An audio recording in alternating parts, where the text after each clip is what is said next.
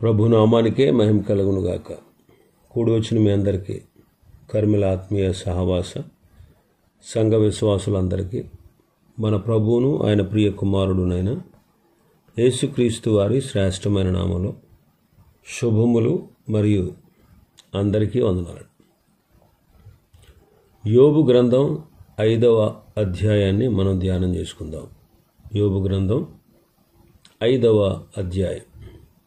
ఇందులో ముఖ్య అంశం ఏంటంటే, యోబు పాపం చేశాడు గనుక ఈ కష్టాలు వచ్చాయి, పాపం మానుకుంటే దేవుడు విడిపిస్తాడు అనేది ఎలీఫజ్ యొక్క వాదన. యోబు పాపం చేశాడు కాబట్టి ఈ కష్టాలు వచ్చాయి, పాపం మానుకుంటే దేవుడు అతన్ని విడిపిస్తాడు అనేది ముఖ్యాంశంగా మనం చూడవచ్చు.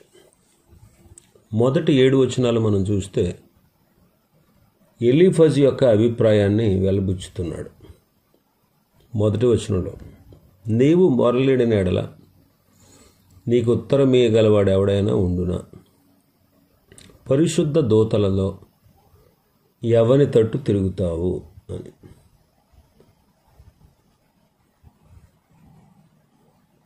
ఎలీఫజు తాను చెబుతున్నటువంటి మాటల్లో సత్యముందని, దాన్ని ఎవ్వరూ కూడా వ్యతిరేకించడానికి ప్రయత్నించకూడదనేది ఎలీఫజ్ యొక్క ఉద్దేశం.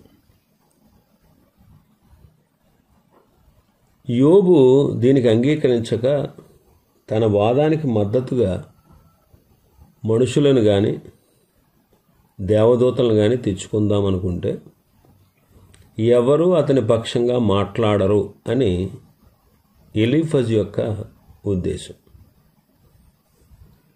నీవు సహాయం కోసం ఎక్కడికి వెళ్తావు, పరిశుద్ధ దూతలలో ఎవరిని తట్టు తిరుగుతావు అంటున్నాడు.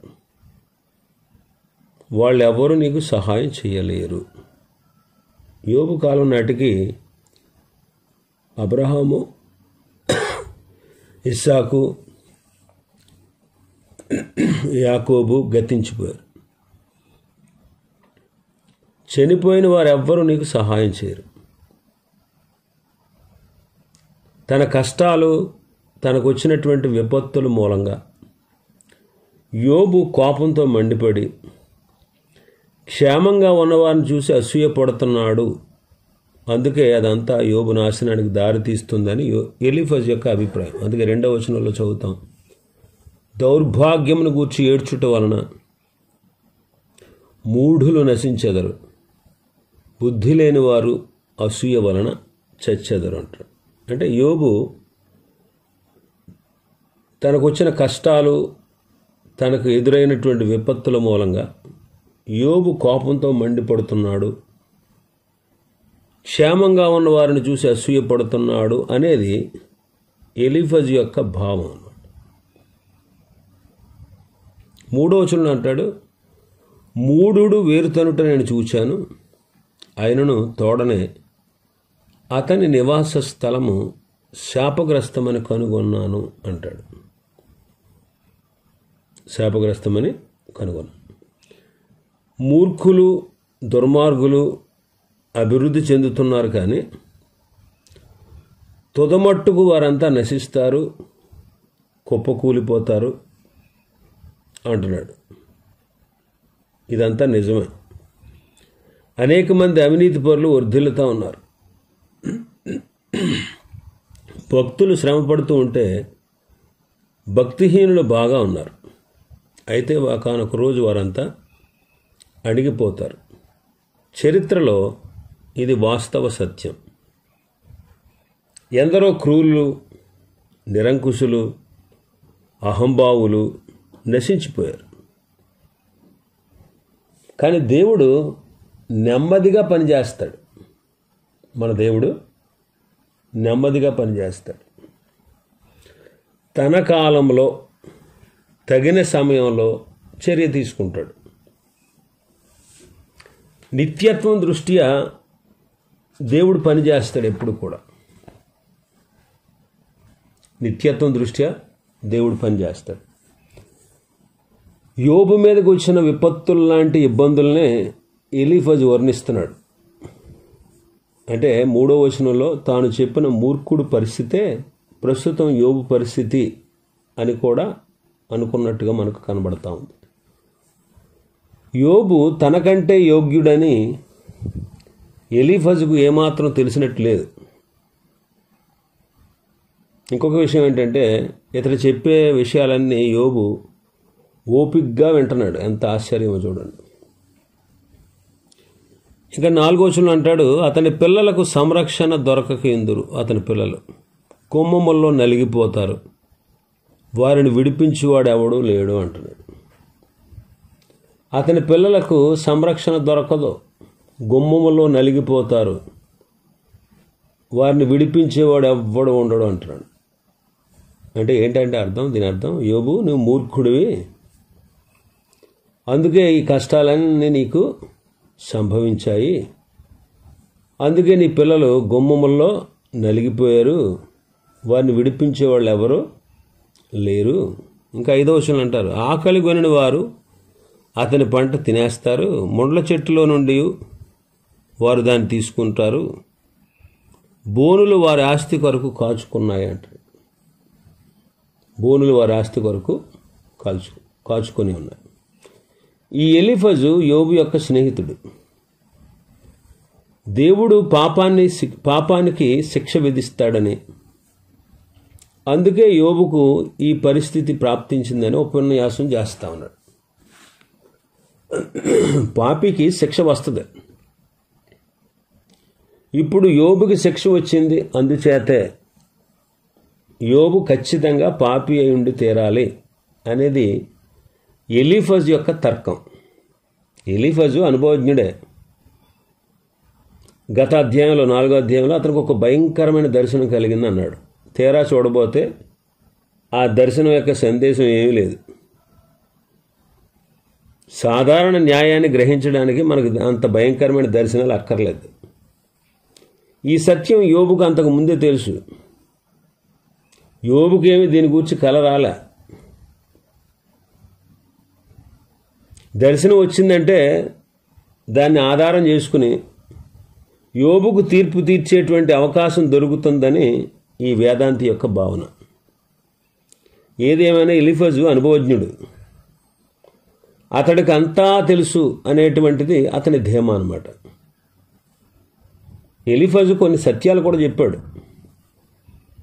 6-7 వచనాల్లో చూస్తే, శ్రమ ధూళిలోంచి పుట్టదు, బాధ భూమిలోంచి మొలవదు, నిప్పురవ్వలు పైకి ఎగురునట్లు నరులు శ్రమానుభవమునకే పుట్టుచున్నారు అంటాడు. శ్రమ ధూళిలోంటి పుట్టదు, బాధ భూమిలో నుంచి మొలవదు, నిప్పురవ్వలు పైకి ఎగురునట్లుగా నరులు శ్రమానుభవానికి పుడుతున్నారు అంటాడు.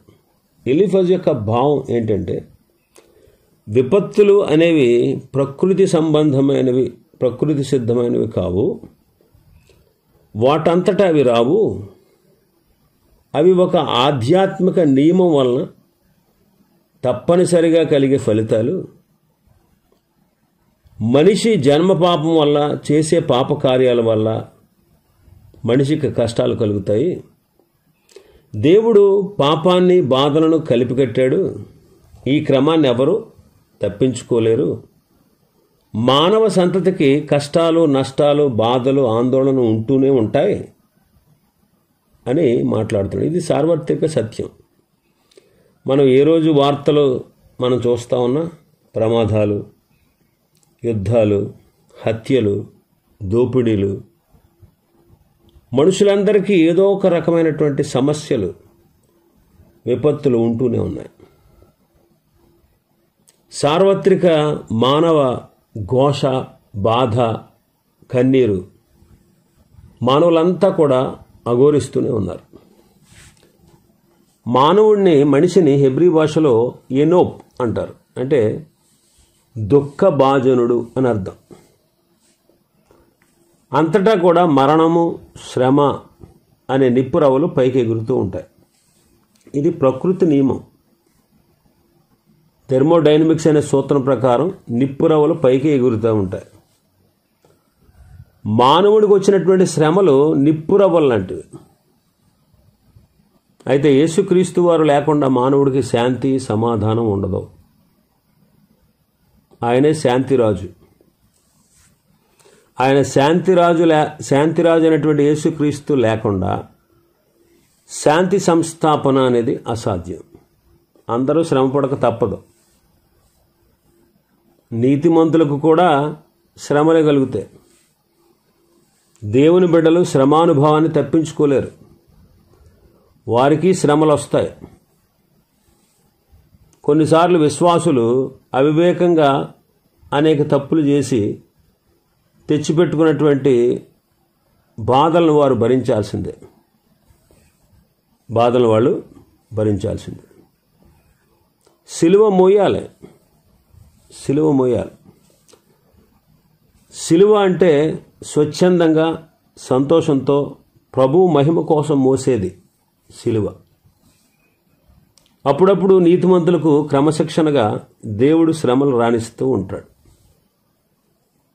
దేవుడు తాను ప్రేమించే వారిని శిక్షిస్తాడు. ఐగుప్తు దేశంలో అల్పకాలము పాపభోగం అనుభవించుట కంటే దేవుని ప్రజలతో శ్రమ అనుభవించుట మేలు అని మోషే తీర్మానించుకున్నాడు. అందుకే 40 సంవత్సరాలు మోషే మిద్యాను అరణ్యంలో దేవుని క్రమశిక్షణ క్రింద ఉన్నాడు. తార్సువాడైనటువంటి సౌలును చూడండి. అతడు యువకుడు, అహంభావంతో నిలువెల్లా నిండినవాడు. అయితే దమస్కు మార్గంలో పూర్తిగా మారిపోయి ప్రభువు కోసం తాను శ్రమపడడానికి ఆయత్తమయ్యాడు. కాబట్టి శ్రమానుభవం చేత భక్తులు సహనాన్ని నేర్చుకుంటారు. సువర్ణాన్ని పుటములో పెట్టినట్లే దేవుడు యోబును కొలిమిలో వేశాడు. శ్రమలు అనే కొలిమిలో వేశాడు.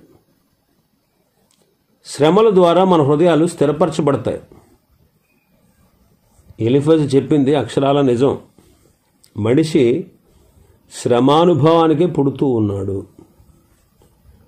నిప్పు రవ్వల లాంటి శ్రమలు పైకెగసి వస్తాయి. ఇంకా 8వ వచనం నుంచి మనం చూస్తే 16వ వచనం వరకు ఎలీఫజు యొక్క ఉదాహరణ. ఇక్కడ ఏంటంటే 8వ వచనంలో చూస్తే, అయితే నేను దేవుని ఆశ్రయిస్తాను, దేవునికే నా వ్యాజ్యాన్ని అప్పగిస్తాను అంటున్నాడు 8వ వచనంలో. అంటే ఇక్కడ అర్థం ఏంటంటే, యోబుకి వచ్చినటువంటి శ్రమ గనుక తనకే వస్తే తాను దేవుని వైపు తిరుగుతాను అంటున్నాడు. యోబుకు వచ్చినటువంటి శ్రమ గనుక తనకు వస్తే తాను దేవుని వైపు తిరుగుతానంటున్నాడు. యోబు నీలాగా నేను బెంబేలు పడిపోను అంటున్నాడు.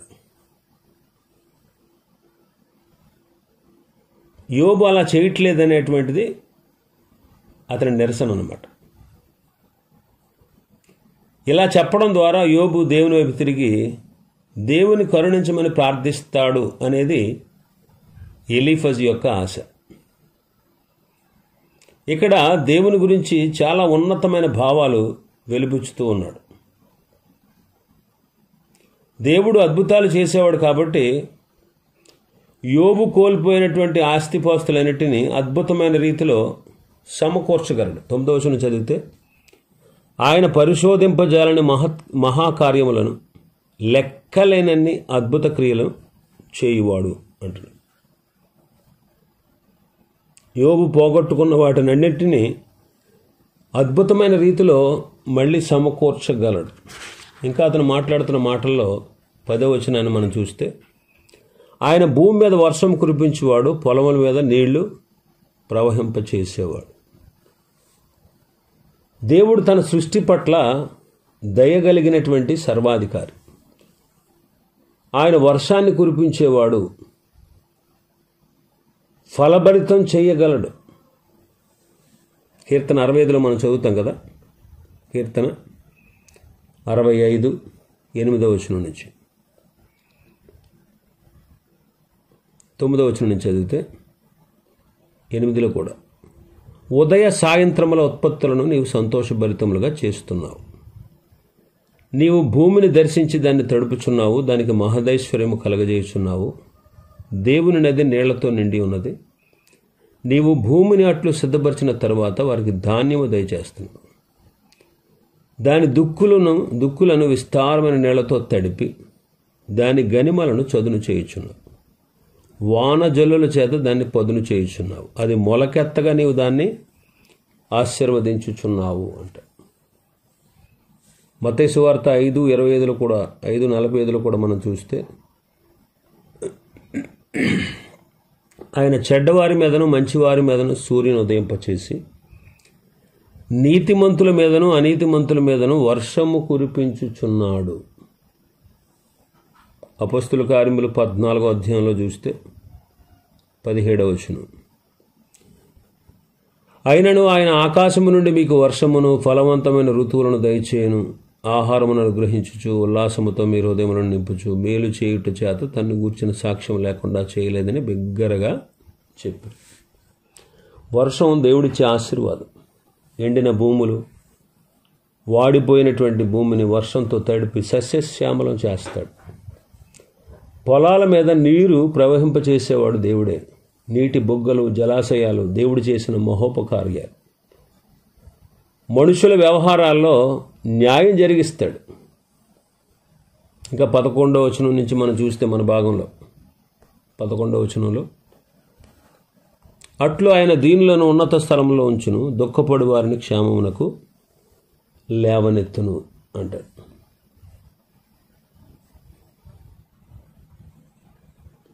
ఇంకా మనం చూస్తే, వంచకులు తమ పన్నాగములను నెరవేర్చకుండా ఆయన వారి ఉపాయములు భంగపరుస్తాడు. జ్ఞానులను వారి కృత్రిమంలోనే ఆయన పట్టుకుంటాడు, కపటల ఆలోచనలు తలక్రిందులు చేస్తాడు అంట. ఆయన దీనులను ఉన్నత స్థలంలో ఉంచుతాడు. తొలకరి వర్షాన్ని, కడవరి వర్షాన్ని దేవుడు ఎందుకు ఇస్తున్నాడు? దుఃఖపడే వారికి క్షేమాన్ని కలిగించడానికే. కాబట్టి ఆయన వర్షాన్ని పంపించగలడు, కురిపించగలడు, వర్షాన్ని ఆపగలడు. ఆయన అన్నిటికీ సమర్థుడు. వంచకులు తమ పన్నాగాలు నెరవేర్చకుండా వారి ఉపాయాలను భంగపరుస్తాడు. వారి ఉపాయాలను ఏం చేస్తాడు? భంగపరుస్తాడు. సమూయేలు మొదటి గ్రంథంలో మనం చదువుతాం. సమూయేలు మొదటి గ్రంథం 2వ అధ్యాయం 7-8 వచనాలు. యెహోవా దారిద్ర్యమును ఐశ్వర్యమును కలుగజేయవాడు, కృంగజేయవాడు, లేవనెత్తువాడు ఆయనే. దరిద్రులను అధికారులతో కూర్చుండబెట్టుటకును, మహిమగల సింహాసనను స్వతంత్రింపచేయుటకును వారిని మంటిలో నుండి ఎత్తివాడు ఆయనే. లేమిగల వారిని పెంట కుప్ప మీద నుండి లేవనెత్తివాడు ఆయనే. భూమి యొక్క స్తంభములు యెహోవా వశము, లోకమును వాటి మీద ఆయన నిలిపి ఉన్నాడు. ఇక్కడ యోబుకు భంగపాటు ఎందుకు వచ్చింది?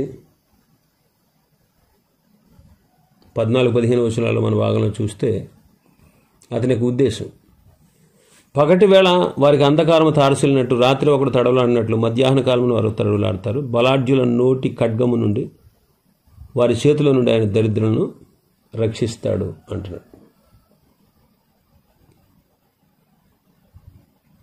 జ్ఞానులను వారి కృత్రిమంలోనే ఆయన పట్టుకుంటాడు, కపటుల ఆలోచనను తలక్రిందులు చేస్తాడంటాడు 13వ వచనంలో.